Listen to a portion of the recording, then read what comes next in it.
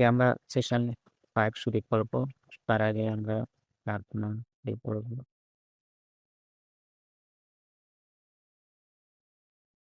প্রশ্ন, নিয়ম কি? উত্তর, নিয়ম হলো 1। আমরা এখানে কেন এসেছি? উত্তর, আমরা একত্রে নিরানো সন্ধান করছি। প্রশ্ন, আমরা রাতে কেন খুঁজছি?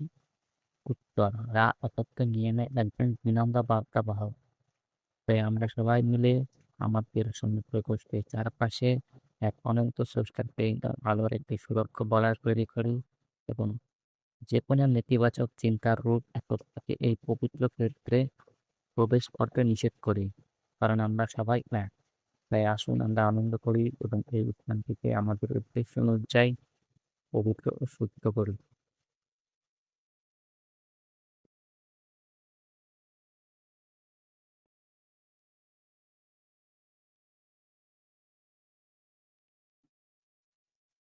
সেশন 5, 23 জানুয়ারি 1981। আমি তোমাদের অসীম স্রষ্টার প্রেম ও আলোর মধ্যে শুভেচ্ছা জানাই। আমি এখন যোগাযোগ করছি। প্রশ্নকারী ডন প্রশ্ন করছে, আহ, গত গতবার যখন আমাদের যোগাযোগ হয়েছিল, তখন আমরা নিরাময় বা হেলিং শেখার বিষয়ে আলোচনা করছিলাম। মানে ডন বলছেন যে আগে যখন আমাদের কথা হয়েছিল তখন আমরা হিলিং শেখার কথা বলছিলাম। তারপর বলছে আগের সেশনে আপনি যা বলেছিলেন, আহ, ডন বলছে আপনি যা বলেছিলেন তা থেকে আমার ধারণা হয়েছে যে একজন নিরাময়কারী হওয়ার আগে নিজেকে কিছু নির্দিষ্ট মানসিক শৃঙ্খলা, মানে হিলার হওয়ার আগে বা আরেকজনকে ঠিক করার আগে এই নির্দিষ্ট কিছু শৃঙ্খলা মানতে হয়। এবং অনুশীলনের মাধ্যমে প্রথমে শুদ্ধ করা প্রয়োজন। মানে হচ্ছে নিজেকে ডিসিপ্লিনের মধ্যে রাখা এবং অনুশীলনের মাধ্যমে নিজেকে শুদ্ধ করা। এরপর কোনো রোগীকে নিরাময় করার জন্য, মানে কোনো রোগীকে যদি হিলিং করতে হয়, উদাহরণ এবং সম্ভবত কিছু বিশেষ অনুশীলনের মাধ্যমে রোগীর মনে এমন একটি মানসিক অবস্থা সৃষ্টি করতে হবে, মানে রোগীর মনে এমন একটা মানসিক অবস্থা সৃষ্টি করতে হবে যাতে সে নিজেকে নিরাময় করতে সক্ষম হয়। মানে সে নিজে নিজে ঠিক করে নেবে। আমি কি ঠিক বুঝতে পেরেছি? বা আমি কি ঠিক বুঝতে তো এখানে ডন বলছেন যে আমরা আমাদের আগেই আহ, এই বিষয়ে আলোচনা হয়েছিল। তো আমি যতটা বুঝতে পেরেছি যে হিলিং করতে গেলে আহ, আগে নিজেকে কিছু অনুশীলনের মধ্যে বা ডিসিপ্লিনের মধ্যে রাখতে হবে এবং যাকে ঠিক করবে, যে রোগীকে ঠিক করবে বা যাকে হিলিং করবে, তাকে আহ, মানসিক দিক থেকে তাকে আগে আহ, উম, আহ, এমনভাবে তৈরি করা যাতে সে নিজের থেকে ঠিক হয়ে যায়। এটা গেল ডনের প্রশ্ন। উম, আমি রা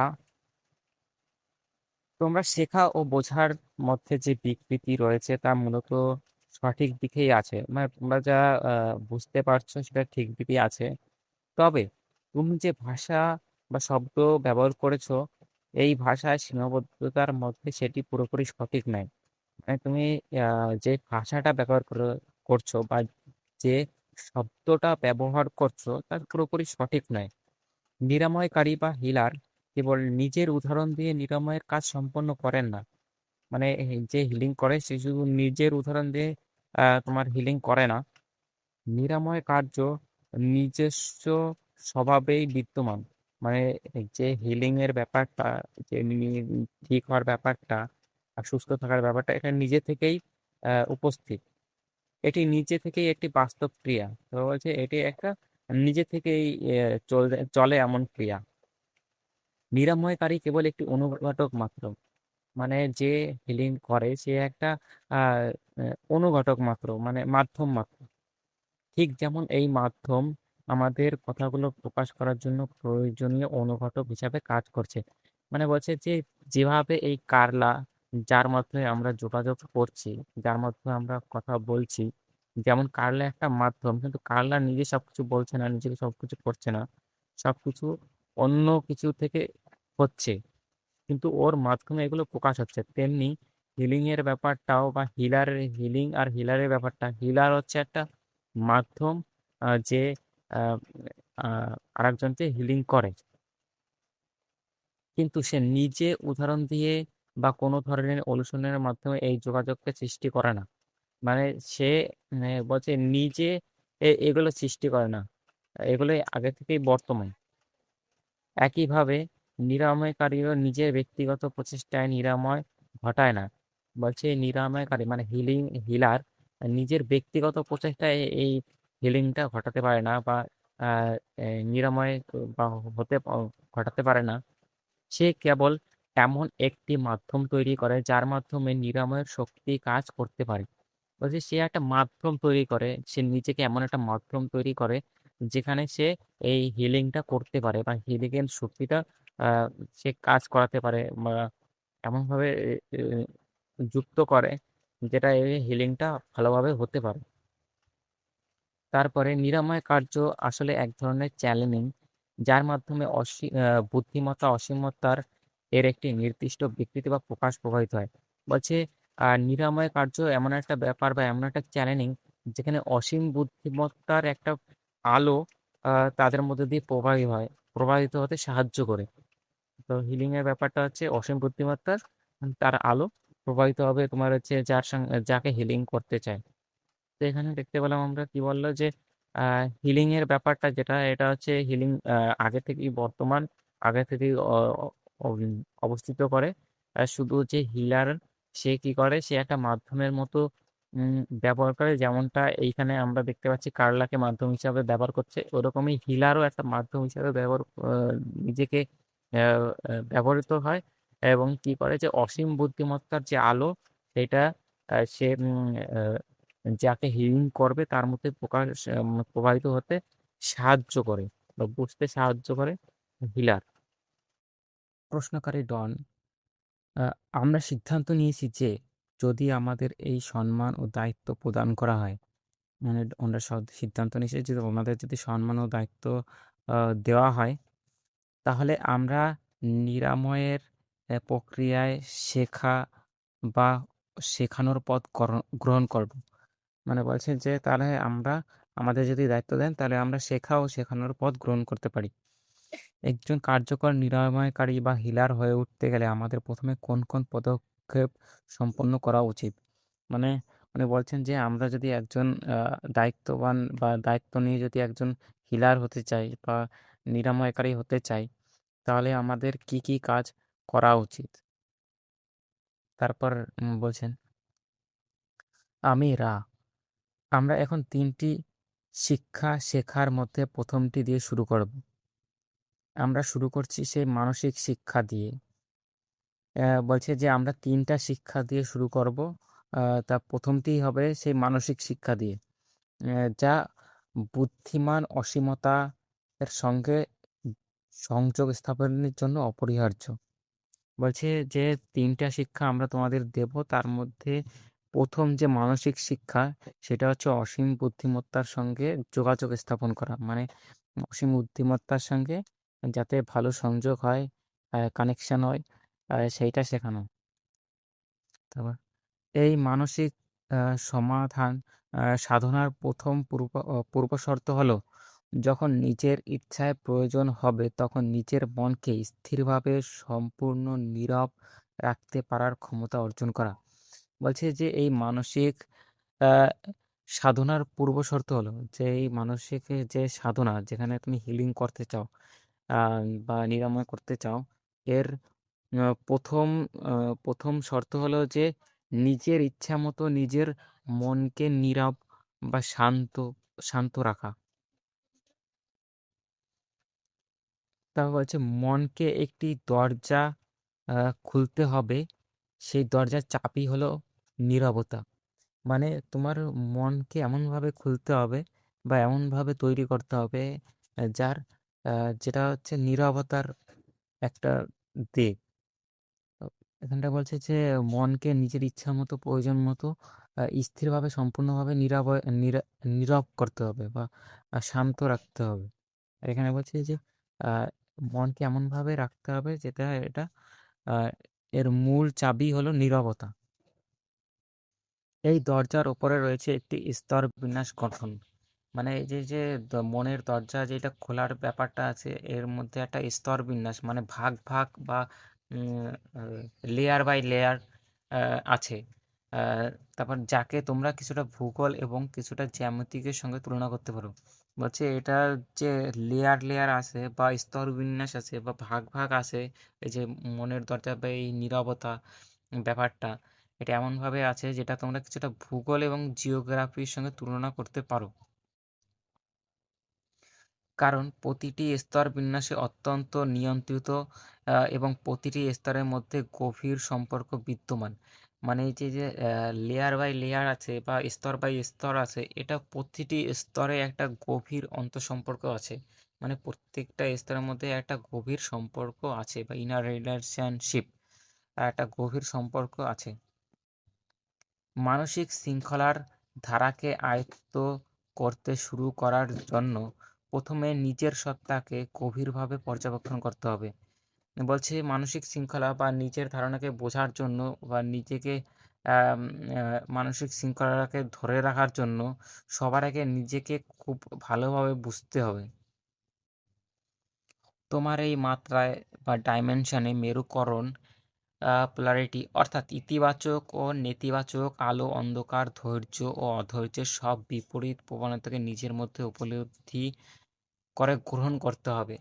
মানে বলছে তোমাদের এই যে ডাইমেনশন বা তোমাদের এই ঘনত্বে বা তোমাদের এই মাত্রার মধ্যে যে ইতিবাচক ও নেতিবাচক, মানে যেগুলো ভালো আছে যেগুলো খারাপ আছে, আলো অন্ধকার যেগুলো আলো এবং অন্ধকার যেগুলো উম, আলো আছে আবার অন্ধকার আছে, ধৈর্য অধৈর্য যার মধ্যে ধৈর্য আছে বা অধৈর্য, ধৈর্যকে এবং অধৈর্যকে, সব বিপরীত প্রবণতাকে, যত ধরনের বিপরীত প্রবণতা আছে নিজের মধ্যে উপলব্ধি করে গ্রহণ করতে হবে। মানে তোমার মধ্যে এগুলো সব নিজের মধ্যে উপলব্ধি করতে হবে।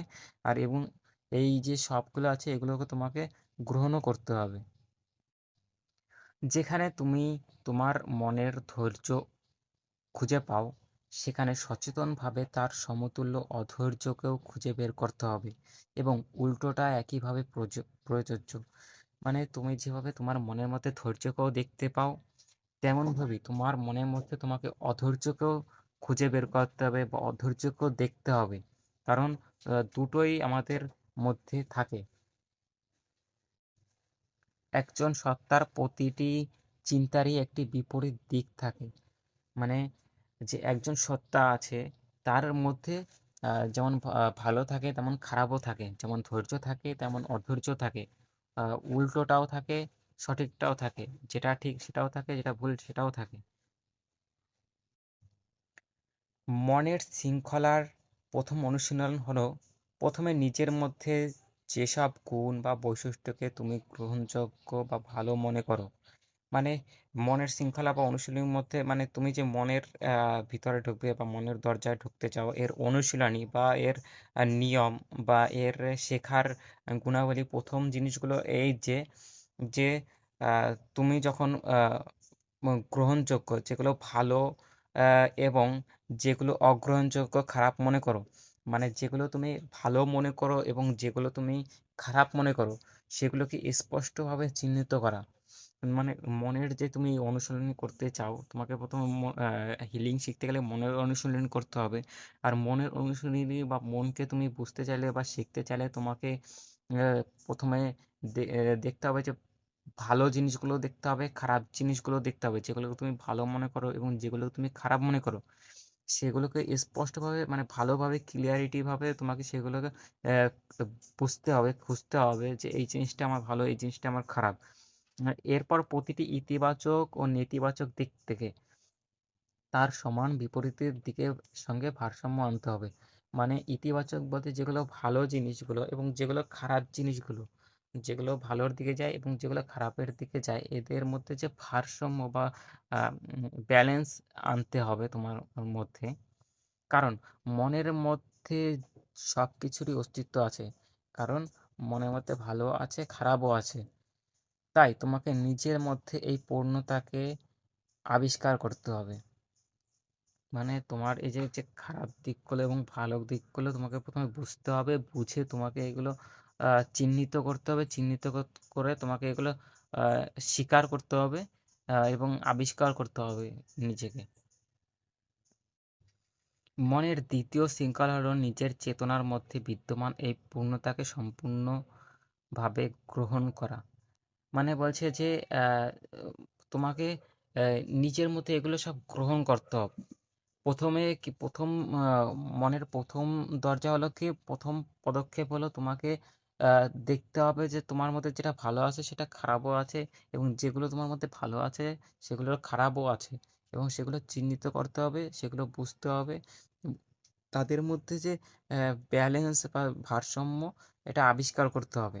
এবং দ্বিতীয় ধাপে বলছে যে তোমাকে বুঝতে হবে, এবং তোমাকে কি করতে হবে, তোমাকে স্বীকার করতে হবে, এগুলো সম্পূর্ণভাবে গ্রহণ করতে হবে। মানে যেগুলো ভালো আছে সেগুলো গ্রহণ করতে হবে, যেগুলো খারাপ আছে সেগুলো তোমাকে গ্রহণ করতে হবে, তোমাকে এগুলো স্বীকার করতে হবে। তারপর বলছে ভৌত চেতনার মেরুকৃত অবস্থায় থাকা কোনো সত্তার কাজ নয় নিজের গুণাবলীর মধ্যে থেকে কিছু বেছে নেওয়া এবং কিছু কিছু প্রত্যাখ্যান করা। মানে বলছে ভৌত চেতনার মধ্যে, মানে তোমাদের যে চেতনার মধ্যে, এর মেরুকৃতির মধ্যে তোমাদের কোনো কাজ নয় যে যেগুলো তোমার ভালো আছে সেগুলো গ্রহণ করবা, আর যেগুলো খারাপ আছে সেগুলো ফেলে দেওয়া বা প্রত্যাখ্যান করবা। এমনটা করা ঠিক হবে না। তোমাদের দুটোই, আহ, যেটা ভালো আছে সেটাও গ্রহণ করতে হবে, যেটা খারাপ আছে সেটাও গ্রহণ করতে হবে। কারণ এসব নিজের জন্য বিভিন্ন পরিচয় বা ভূমিকা তৈরি করলে তা ইতিমধ্যেই বিকৃত মন সত্তার মধ্যে আরও বাধা বিভ্রান্তি সৃষ্টি করে। মানে তুমি যদি নিজের মধ্যে এগুলো এমনভাবে তৈরি করো যে এটা আমার ভালো, এটা আমার খারাপ, এই ভালো দিকটা আমার সবসময় গ্রহণ করা উচিত, খারাপ দিকটা গ্রহণ করা উচিত না, তো তাইলে তোমার এগুলো আরও বিকৃতি হতে পারে, আরও মন সত্তার মধ্যে আরও বাধা সৃষ্টি হতে বা বিভ্রান্তি সৃষ্টি হতে পারে। প্রতিবার তুমি নিজের একটি দিককে বিচার না করে গ্রহণ করো, তখন সেই গ্রহণযোগ্যতার তোমার বিচার প্রবণতা থেকে সৃষ্ট বহু বিকৃতির একটি অংশকে ধীরে ধীরে মসৃণ এবং সামঞ্জস্য করে তোলে। মানে তুমি প্রতিবার যে যে বিচার গ্রহণ না করে তুমি যদি এই বিচারকে প্রতিটি কে ভালোভাবে গ্রহণ করো, ভালোভাবে মসৃণভাবে বিকৃতি না করে ঠিকঠাকভাবে নাও, তাহলে এটা ধীরে ধীরে মসৃণ এবং সামঞ্জস্য হয়ে গড়ে তোলে। মানে তুমি যে ভাবনা চিন্তাগুলো করো, এই ভাবনা চিন্তাগুলো যেগুলো খারাপ, যেগুলো ভালো, যখন সব কিছুতে তুমি গ্রহণ করো, তখন সেই গ্রহণ যখন মানে তুমি সব কিছুই যখন গ্রহণ করো, সেই গ্রহণটার মধ্যে আস্তে আস্তে ধীরে ধীরে কোনো পরিবর্তন না ঘটিয়ে, ডিস্ট্রাকশন না ঘটিয়ে, যখন সেটা ধীরে ধীরে মসৃণভাবে বা সামঞ্জস্যভাবে আহ, করে তোলে, মানে এটা তোমার ভিতরে ধীরে ধীরে ঢুকতে থাকে, গ্রহণ করতে থাকে তোমার ভিতরে। মনের তৃতীয় শৃঙ্খলা হলো প্রথম শৃঙ্খলারই পুনরাবৃত্তি। মনের তৃতীয় শৃঙ্খলায় আমরা প্রথমে পড়েছিলাম যে নিজের যেগুলো ঠিক এবং নিজের যেগুলো ভুল সেগুলোকে দেখা। তো এখানে বলছে মনের তৃতীয় শৃঙ্খলা হলো প্রথম শৃঙ্খলারই পুনরাবৃত্তি। তো মানে তৃতীয় শৃঙ্খলা হলো প্রথম শৃঙ্খলারই আর একবার পুনরূপ ঘটবে। তবে এবার দৃষ্টি নিজের দিকে নয়। মানে আমরা প্রথমে তো নিজের দিকে দৃষ্টি দিয়েছিলাম যে নিজের ভালো দিক, নিজের খারাপ দিক। এবার বলছে এবার দৃষ্টি নিজের দিকে নয়, বরং যেসব অন্য সত্তারা সঙ্গে তোমার সাক্ষাৎ হয়, মানে যেসব সত্তাদের সঙ্গে আমাদের সাক্ষাৎ হয় তাদের কথা বলেছে। এবার তাদের দিকে নিবদ্ধ থাকবে। মানে হচ্ছে কি, এতক্ষণ তো আমরা নিজের ভুল এবং নিজের ঠিকটা দেখছিলাম, এবং নিজের খারাপ, নিজের ধৈর্য অধৈর্য, নিজের ভালো মন্দ, নিজের অন্ধকার আলো, এগুলোর কথা বলছিলাম। এবার বলছে অন্যদের কথা, অন্য সত্তার কথা। প্রত্যেক সত্তার মধ্যেই পূর্ণতা বিদ্যমান, বলছে প্রত্যেক সত্তার মধ্যেই, প্রত্যেক ব্যক্তির মধ্যে, প্রত্যেক এন্টিটির মধ্যে, প্রত্যেকের মধ্যেই পূর্ণতা বিদ্যমান। তাই প্রত্যেকের মধ্যে থাকা ভারসাম্যকে উপলব্ধি করার ক্ষমতা অর্জন করা প্রয়োজন। বলছে তাই প্রত্যেক ব্যক্তির মধ্যেই যে ভারসাম্য বা ব্যালেন্স, এগুলো উপলব্ধি তোমাকে করতে হবে, যে প্রত্যেকেই পূর্ণ, প্রত্যেকের মধ্যেই ভালো এবং খারাপ এই যে জিনিসটা থাকে। যখন তুমি কারোর মধ্যে ধৈর্য দেখতে পাও, বলছে তুমি যখন কারোর মধ্যে ধৈর্য দেখতে পাবা, তখন তোমার মানসিক উপলব্ধিতে একই সঙ্গে ধৈর্য অধৈর্য উভয় সম্ভাবনাকেই প্রতিফলিত করতে হবে। মানে তুমি যখন কারোর মধ্যে ধৈর্য দেখতে পাবা, তখন তোমার মানসিক উপলব্ধিতে এটা থাকা উচিত তার মধ্যে অধৈর্য আছে, ধৈর্য আছে। এটা তোমাকে বুঝতে হবে। এই উপলব্ধি, এই সম্ভাবনাকেই তোমাকে প্রতিফলিত করতে হবে বা তোমাকে বুঝতে হবে। আবার তুমি যখন কারোর মধ্যে অধৈর্য দেখতে পাও, তখন তোমার উপলব্ধি বা ধৈর্য উভয় দিকেই ধারণ করবে। মানে তুমি যখন কারোর মধ্যে অধৈর্য দেখতে পাবা, তখন তার মধ্যে তুমি অধৈর্য এবং ধৈর্য দুটোই দেখা উচিত, দুটোকেই তোমার উপলব্ধি করা উচিত। আমরা কেবল একটি সহজ উদাহরণ হিসেবে ব্যবহার করছি। আমরা কেবল একটা সহজ উদাহরণ হিসাবে দিচ্ছি। বাস্তবে মনের অধিকাংশ গঠন ও বহুস্তরীয়, বহুদিক সম্পন্ন। তাই নিজের মেরুকরণ অথবা যাকে তোমরা অন্য সত্তার মেরুকরণ বলো, উভয়কেই অত্যন্ত সূক্ষ্ম ও গভীর সাধনার মাধ্যমে বুঝতে হয় এবং অবশ্যই বুঝতে হবে। বলছে তোমরা যে অধিকাংশ ক্ষেত্রেই কী বলো, মন মন যেটা আছে, মন হচ্ছে অধিকাংশ গঠন হচ্ছে বহুস্তরীয়। মানে মনের যে গঠনটা আছে না, সেটা স্তর বাই স্তর বা লেয়ার বাই লেয়ার বা বহু স্তরে বহু দিক সম্পন্ন। মানে মনের অনেক দিক আছে। তাই নিজের মেরুকরণ বা সেলফ পোলারিটিস, মানে তোমার নিজের ভিত্তি বা নিজের মেরুকরণ বা নিজের জিনিসপত্র তোমাকে আগে ভালো করে বুঝতে হবে। অথবা যাকে তোমরা অন্যের সত্তার মেরুকরণ বলো, উভয়কেই অত্যন্ত সূক্ষ্ম ও গভীরভাবে বুঝতে হবে। মানে বলছে তোমরা যখন নিজেরকে বলো এবং অন্যকে বলো, এই দুটো জিনিসকে তোমাকে সূক্ষ্মভাবে এবং গভীরভাবে বুঝতে হবে এবং অবশ্যই বুঝতে হবে। মানে এখানে জোর করে বলছেন যে তোমাকে নিজেকে তো বুঝতেই হবে, তোমাকে অন্যের মনকে, নিজের মনকে তো বুঝতেই হবে, অন্যের মনকে বুঝতে হবে। তারপর পরবর্তী ধাপ হলো অন্যের সত্তারা এই বিপরীত মেরুগুলোকে সম্পূর্ণ গ্রহণ করা। মানে বলছে অন্য যে সত্তারা আছে বা অন্য যে ব্যক্তিরা বা অন্য যে আত্মারা আছে বা অন্য যে লোকগুলো আছে বা প্রত্যেক জীব, অন্য যে জীবগুলো আছে, প্রত্যেকের মেরুকরণগুলো সম্পূর্ণ গ্রহণ করা। মানে প্রত্যেকের জিনিসগুলো কে সঠিক ভালোভাবে তোমাকে গ্রহণ করতে হবে। এটি মূলত দ্বিতীয় ধাপেরই প্রতিফলন। যে এই যে এটা হচ্ছে দ্বিতীয় ধাপেরই প্রতিফলন। দ্বিতীয় ধাপের প্রতিফলন বলতে আমরা কি যে গ্রহণ করা। প্রথম ধাপে আমাদের ছিল যে নিজের ভালো মন্দ বোঝা, এবং দ্বিতীয় ধাপ ছিল যে আহ, নিজের যে খারাপগুলো ভালোগুলো আছে তার প্রত্যেক জিনিসটাকে আমাদের গ্রহণ করতে হবে। তো এখানে বলছে দ্বিতীয় ধাপের প্রতিফলন। ধাপের প্রতিফলন বলতে যে প্রথমে কি যে আমরা কি বুঝবো, যে অন্যদের মনকে বুঝবো, অন্যদের ভালো দিকটা খারাপ দিকটা দেখবো, যে অন্যদের মধ্যে খারাপ দিক আছে, ভালো দিক আছে। তৃতীয় ধাপ যেটা ছিল, এবারে আমাদের দেখতে হবে যে অন্য যে লোকগুলো আছে তাদের যে ঠিকগুলো ভুলগুলো আছে, তাদের প্রত্যেকটা জিনিসটাকে আমাদেরকে স্বীকার করতে হবে, তাদের প্রত্যেকটা জিনিস থেকে আমাদেরকে গ্রহণ করতে হবে।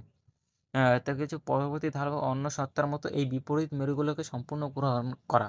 মানে এই যে বিপরীত মেরুগুলো আছে, যে ভালো আছে তাদের মধ্যে খারাপও আছে, এগুলো আমাদেরকে গ্রহণ করতে হবে। প্রতিটি মূলত দ্বিতীয় ধাপেরই প্রতিফলন। এই যে এটা হচ্ছে প্রায় দ্বিতীয় যে ধাপটা, যেখানে আমরা নিজেদের জিনিসগুলো গ্রহণ করছিলাম, এটা হচ্ছে তারই একটা প্রতিফলন। তবে এবার তা নিজেদের পরিবর্তে অন্যদের প্রয়োগ করা হচ্ছে। তাই এবার আমরা নিজেদেরকে গ্রহণ করছি না, অন্যদের গ্রহণ করছি। এগুলি মানসিক শৃঙ্খলা শেখার প্রথম 4টি ধাপ। তো এখানেই বলছে যে এখানে যে মানসিক শৃঙ্খলার প্রথম 4টি ধাপ। তো মনকে বোঝার জন্য আমাদের কি বলতে, আমাদের প্রথমে হিলিং করতে হবে। হিলিং করতে গেলে আমাদের মনকে বুঝতে হবে। মনকে বুঝতে গেলে আমাদের কিছু ধাপের মধ্যে দিয়ে যেতে হবে। কি ধাপে দেবে? মনের তো অনেক ধাপ আছে, তার মধ্যে প্রথম 4টি ধাপের কথা বলেছেন। যে প্রথম 4টি ধাপের মধ্যে প্রথম ধাপ কি ছিল? প্রথম ধাপ ছিল যে নিজের যে ধৈর্য বা নিজের যে বিপরীত ধর্মীগুলো, যেগুলো ভালো আছে খারাপ আছে, ধৈর্য যেখানে থাকবে আমার মধ্যে, সেখানে অধৈর্যটাও থাকবে। যেখানে রাগ থাকবে সেখানে প্রেমও থাকবে, অহংকার থাকবে সেখানে করুণাও থাকবে। তেমনি এই যে বিপরীত ধর্মীগুলো, এটা হচ্ছে প্রথম পদক্ষেপ। দ্বিতীয় জিনিসটা কি? দ্বিতীয় জিনিসটা হচ্ছে কি আমাদের সবকিছু গ্রহণ করা, যেটা আমার মধ্যে ভালো আছে সেটাকেও গ্রহণ করা, যেটা আমার মধ্যে খারাপ আছে সেটাকেও গ্রহণ করা। দ্বিতীয় ধাপে কথা বলেছেন যে আমাদের অন্য সত্তারা যা আছে তাদের মধ্যে যে ধৈর্য আর অধৈর্য, যার মধ্যে ধৈর্য আছে তাকে আমাকে অধৈর্যও দেখতে হবে, যার মধ্যে ভালো আছে তার মধ্যে খারাপও দেখতে হবে। সবসময় বিপরীত ধর্মীটাকে আমাদের ফুটিয়ে তুলতে হবে, দেখতে হবে। এবং চতুর্থ হচ্ছে গিয়ে আহ, চতুর্থ ধাপ হচ্ছে গিয়ে আহ, তাদের মধ্যে যে খারাপগুলো আছে তাদের মধ্যে যে ভালোগুলো আছে, বা তাদের মধ্যে ধৈর্য অধৈর্য দুটোকেই, ভালো জিনিসটাকেও খারাপ জিনিসটাকেও দুটোকে আমাদেরকে গ্রহণ করতে হবে। এই চারটি শৃঙ্খলার কথা বলেছেন। এবার পঞ্চম ধাপ হলো নিজের মন। মানে বলছে পঞ্চম ধাপটা কি হচ্ছে, নিজের মনের কথা এবং অন্যের মনের কথা, আদার্স মাইন্ড। মানে নিজের মনকে এবং বাকিদের মনকে এবং সমষ্টিগত মন, মাস মাইন্ড, মানে হচ্ছে সবার মন, আমার মন, অন্যের মন এবং সবার মন, এবং অসীম মন, ইনফিনিট মাইন্ড। মানে অসীম আত্মার বা পরমাত্মার বা দেবতার বা ভগবানের বা গডের বা অসীম বুদ্ধিমত্তার যে মন, তার যে মন মধ্যে ভৌগোলিক ও জ্যামিতিক সম্পর্ক, অনুপাত, পর্যবেক্ষণ ও উপলব্ধি করা। মানে হচ্ছে যে আমার মনকে উপলব্ধি করা, আদার্স মন, সবার মনকে উপলব্ধি করা, সমষ্টিগত আমার এবং তাদের মনের মধ্যে যে সমষ্টিগত মন তাদেরকে উপলব্ধি করা, এবং আমার মন এবং সমষ্টিগত মন এবং অসীমত্তার মন যেটা ইনফিনিটিভ মন, এই যে ইনফিনিটিভ মনকেও এর মধ্যে একটা ভৌগোলিক বা জ্যামিতিক একটা অনুপাত পর্যবেক্ষণ করে এবং উপলব্ধি করা। এই যে অসীম মন আছে, এদের মধ্যে এদের প্রত্যেকের যে আমার মন এবং বাকিদের মন এবং সমষ্টিগত মন এবং এই প্রত্যেক যে মন আছে এদেরকে মধ্যে একটা উপলব্ধি করা এবং একটা সম্পর্ক বজায় রাখা। শিক্ষা ও অনুশীলনের দ্বিতীয় ক্ষেত্র হলো শরীর সত্তার বডি অধ্যয়ন, উপলব্ধি ও নিজের শরীরকে গভীরভাবে জানা অত্যন্ত প্রয়োজন। বলছেন যে শিক্ষার দ্বিতীয় ক্ষেত্রে কি করতে হবে, শরীর সত্তা বা বডি কমপ্লেক্স অধ্যয়ন উপলব্ধি। মানে হচ্ছে তোমার শরীর সম্পর্কে তোমাকে আগে ভালো করে বুঝতে হবে, জানতে হবে। নিজের শরীরকে গভীরভাবে জানা অত্যন্ত প্রয়োজন।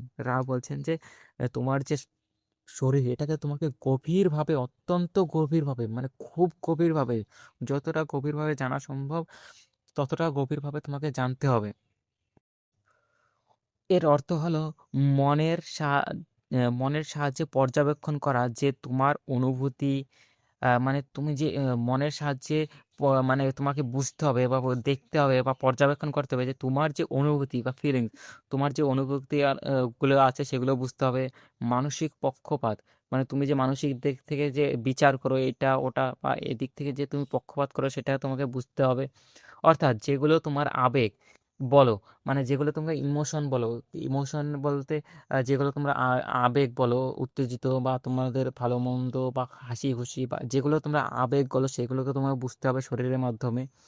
সেগুলো শরীরের বিভিন্ন অংশকে কিভাবে প্রভাবিত করে, মানে এই যে তোমরা ফিলিং বলো, আবেগ বলো বা মানসিক পক্ষপাত বলো, এগুলো শরীরের মধ্যে দিয়ে কিভাবে প্রভাবিত হয়, কিভাবে এগুলো তৈরি হয়, কিভাবে এগুলো শরীরের মধ্যে সবকিছু কাজ করে, সেগুলো তোমাকে খুব ভালো করে বুঝতে হবে।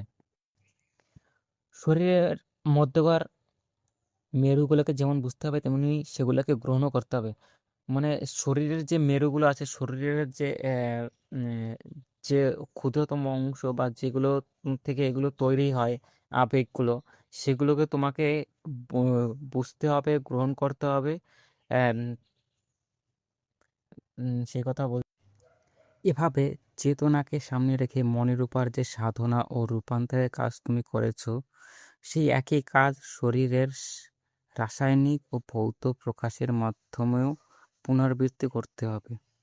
মানে চেতনাকে সামনে রেখে, মানে এভাবে চেতনাকে সামনে রেখে, চেতনা বলতে তুমি মনের উপর যে চেতনা জাগ্রত করেছো, মানে চেতনাকে যে জাগিয়ে তুলেছো, মনের উপর যে সাধনা ও রূপান্তরের কাজ তুমি সম্পন্ন করেছো, মনের উপরে যে কাজগুলো তুমি সম্পন্ন করেছো, সেই কাজই শরীরের যে রাসায়নিক ও ভৌতিক প্রকাশের মধ্যে পুনরাবৃত্তি করতে হবে। মানে শরীরের মধ্যে যে কাজগুলো হয়, শরীর যেভাবে চলে, যেভাবে রাসায়নিক জিনিসগুলো চলে, যেমন খাদ্য হজম করার জন্য যে কেমিক্যাল তৈরি হয়, তারপরে খুশি হলে যে কেমিক্যাল তৈরি হয়, দুঃখ পেলে যে কেমিক্যাল তৈরি হয়, ভয় পেলে যে তোমার হরমোন তৈরি হয়, যে এই যে রাসায়নিক যে শরীরের কাজগুলো এবং ভৌত ভৌত প্রকাশ, শরীরের যে ভৌত প্রকাশগুলো যেভাবে হয়, সেই ভৌত প্রকাশগুলো এবং রাসায়নিক প্রকাশগুলো আহ, তোমাকে ভালো করে বুঝতে হবে। যেভাবে তুমি চেতনাকে জাগিয়ে তুলেছো, সেইভাবে তোমাকে এই রাসায়নিক যে আহ, জিনিসগুলো এবং ভৌত যে জিনিসগুলো শরীরের, এগুলো সম্পর্ক তোমাকে জাগতে হবে এবং এগুলো সম্পর্ক তোমাকে ভালো করে বুঝতে হবে। শরীর হলো মনের একটি সৃষ্ট প্রকাশ। মানে শরীর যেটা,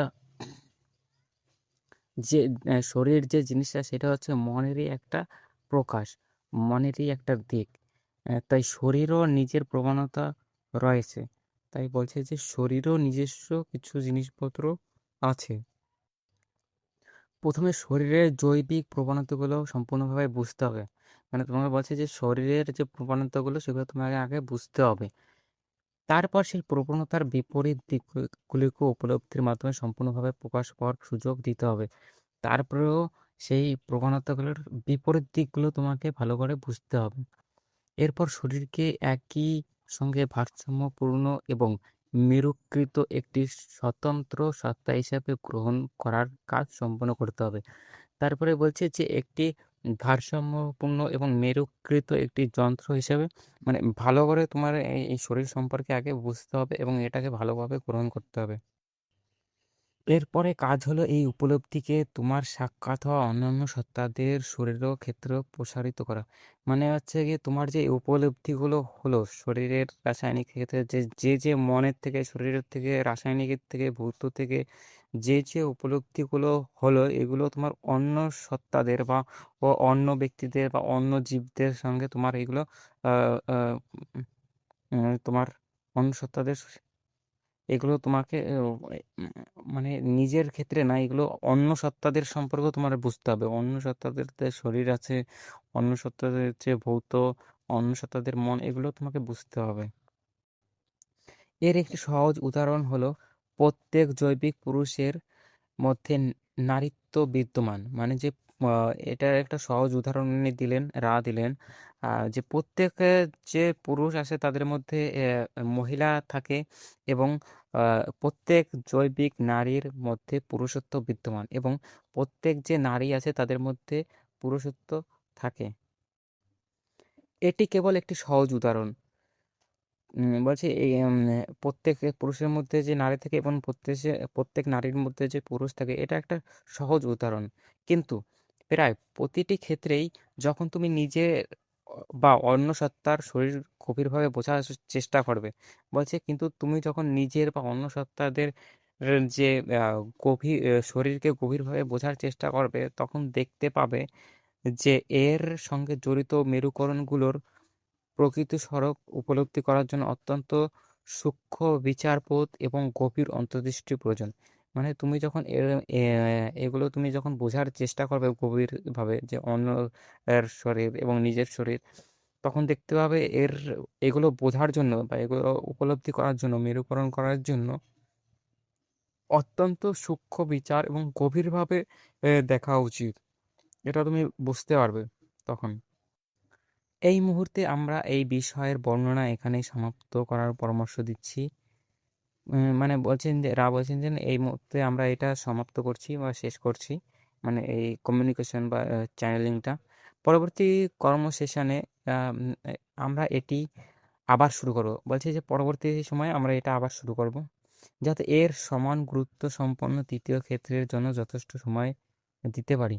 বলছে যে এর জন্য যে তৃতীয় ক্ষেত্রের ক্ষেত্রে, থার্ড এরিয়া ক্ষেত্রে আমরা ভালো করে যাতে বুঝতে পারি, আহ, সময় দিতে পারি, তার জন্য এই যন্ত্রের মাধ্যমে আমাদের যোগাযোগ শেষ করার আগে, বলছে এখানে আমাদের এই কার্লার মাধ্যমে যে যোগাযোগ করছি এই যন্ত্রের মাধ্যমে, বা এখানে যন্ত্রে যেভাবে যোগাযোগ আমরা করছি, এই যোগাযোগ শেষ করার আগে যদি তোমরা কোনো সংক্ষিপ্ত প্রশ্ন থাকে তবে আমরা উত্তর দিতে পারি। বলছে তোমার যদি কোনো ছোটোখাটো প্রশ্ন থাকে তাহলে আমরা উত্তর দিয়ে দেবো। তারপর ডন প্রশ্ন করছে, যন্ত্রটি কি স্বাচ্ছন্দ্য বোধ করছে? মানে হচ্ছে কারলার মাধ্যমে এরা যোগাযোগ করছে। তো যে কারলা কি ঠিকঠাক আছে? এটা কারলার স্বাস্থ্য কি ভালো আছে? আ এর আরাম ও স্বাচ্ছন্দ্য আরো বাড়ানোর জন্য কি আর কোনো কিছু করা প্রয়োজন? তো ডন জিজ্ঞেস করছেন যে কারলার কি স্বাস্থ্য আরো ভালোভাবে কাজ করতে পারে বা স্বাস্থ্য আরো ভালোভাবে হয় এবং শরীর সুস্থতা থাকার আ দরুন আরো কিভাবে ভালোভাবে চালানি করা যায়? এর জন্য কি কিছু করা প্রয়োজন? আ আমার আর কোনো প্রশ্ন নেই। তো ডন বলছে, "আমার আর কোনো প্রশ্ন নেই।" এরপরে আরো উত্তর দিচ্ছেন, "আমিরা প্রতিটি সেশনে মোমবাতিকে প্রায় ১০ ডিগ্রি ঘড়ির কাঁটার দিকে ঘুরিয়ে দিলে।" মানে রা বলছেন যে মোমবাতিকে প্রতিটি সেশনে যদি ১০ ডিগ্রি ঘুরিয়ে দেওয়া হয়, যে কটা সেশন চলছে এই সেশনে যদি প্রতিটি সেশনে ঘড়ির কাঁটার দিকে ১০ ডিগ্রি ঘোরানো হয়, এই সত্তার গ্রহণকারী ব্যবস্থার মধ্য দিয়ে সার্পিল শক্তির প্রবাহ আরও উন্নত হবে। তো বলছে যদি ১০ ডিগ্রি ঘোরানো হয় তাহলে এই কারেন্ট যে আছে যে যার মাধ্যমে কথা বলা হচ্ছে যে চ্যানেলিং করছে, তো তার ক্ষেত্রে যে সার্পিল এনার্জি কোনো একটা শক্তির কথা বলেছেন, এই শক্তিটা ভালোভাবে প্রবাহ হবে এবং উন্নত হবে। আ এছাড়া বর্তমান বিন্যাস যথাযথ রয়েছে। তো আ বলছেন যে বলছেন আ যে বাকি সবকিছু মোটামুটি ঠিক আছে। তবে আমরা অনুরোধ করছি পূর্বে বর্ণিত এবং ব্যবহৃত বস্তুগুলো যেন অত্যন্ত যত্নের সঙ্গে জ্যামিতিকভাবে সঠিক কেন্দ্রে স্থাপন করা হয়। মানে বলছেন যে আমরা আগে যে জ্যামিতিকভাবে যে বস্তুগুলো যেভাবে রাখতে বলেছিলাম সেগুলো যেন ঠিকঠাকভাবে রাখা হয়। সময়ে, সময়ে তা পরীক্ষা করে দেখা হয়। মানে বলছে যে তোমরা একটু সময়, সময় করে ভালো করে এগুলো পরীক্ষা করে দেখে নিও। এছাড়া যখন এই কাজ বা ওয়ার্ক করা হচ্ছে না, মানে যখন তোমরা এই চ্যানেলিং বা তোমরা যখন এগুলো করছো না, তখন এই বস্তুগুলো সেই সময় স্থানে অপ্রয়োজনীয়ভাবে উন্মুক্ত অবস্থায় রাখা উচিত নয়। মানে তোমরা যখন এগুলো ব্যবহার করছো না বা যখন এগুলো এইভাবে উপয়োগ করছো না, কাজ করছো না, তখন এগুলো ওইভাবে ফেলে রাখার দরকার নেই। তোমরা এটাকে উপযুক্ত রাখায় সঠিকভাবে ভালো করে গুছিয়ে রেখো। আ আমিরা আমি এই যন্ত্রকে এক অসীম স্রষ্টার প্রেম ও আলোর মধ্যে রেখে বিদায় নিচ্ছি। এগিয়ে যাও এক স্রষ্টার শক্তি ও শান্তি মধ্যে আনন্দের সঙ্গে আদোনাই। তোরা বলছেন, হ্যাঁ, তাহলে আমি এবার বিদায় নিচ্ছি।